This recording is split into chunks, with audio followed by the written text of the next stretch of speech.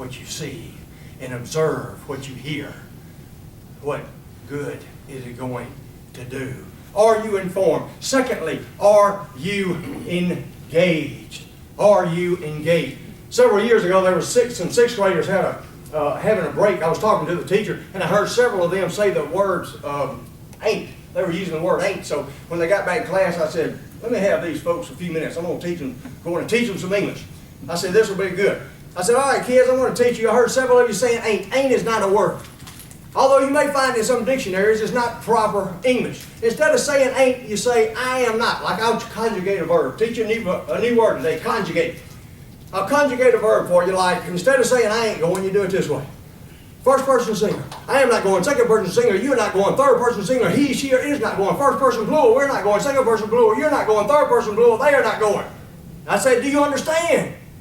They looked at me in unison and they said, we sure do, there ain't nobody going.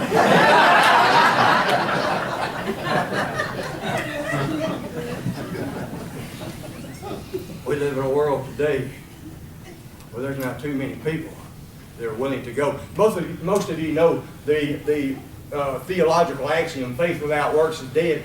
I would submit to you that if you remove the word faith and substitute almost any other word, it will still be true. Intelligence without works is dead. Education without works is dead. Creativity without works is dead. It does not matter what you are putting in there. Your motto, we serve. You cannot fulfill that unless you are engaged. About an hour and a half north of here is the Talladega Speedway. It is maybe the premier racetrack of NASCAR. I have never been as a participant. Never been to it. I've seen it on TV. I can tell you who some of the participators are, but I've never been to one. Several years ago, my brother, who is a great NASCAR fan, called me up and he said, John, there's something called the Richard Petty driving experience where you can actually drive one of these babies. Would you like to go? And I said, sign me up. I wish I had time to tell you all about it. It was a beautiful day such as this. It takes about 45 minutes. They lecture you on what you can do and cannot do. They put you in one of these fireproof suits. They give you the helmet. You go out and take your pictures, and then you walk down on pit row and they fire them babies up. If you had any hair, it'd blow it off your head. And it was a wonderful experience. You have to crawl into the car. The doors will not open. They have to take off the steering wheel, and it's about that little. You sit way down if you've ever been in a go-kart, or it's even lower than a Corvette. You're right down on the track. The track is not like the interstate. It has bumps in it and curves and all these things. You have to be over 100 miles an hour before you get into curve one, or you'll literally roll down.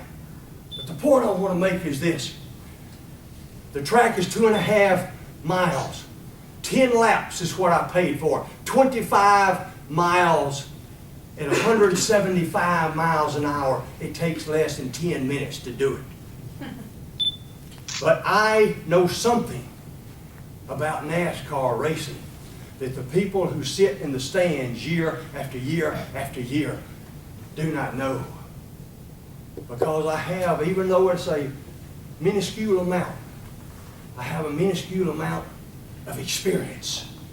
And there is nothing that takes the place of experience, of being engaged, of being involved. We have too many people that are willing to be spectators in their own life.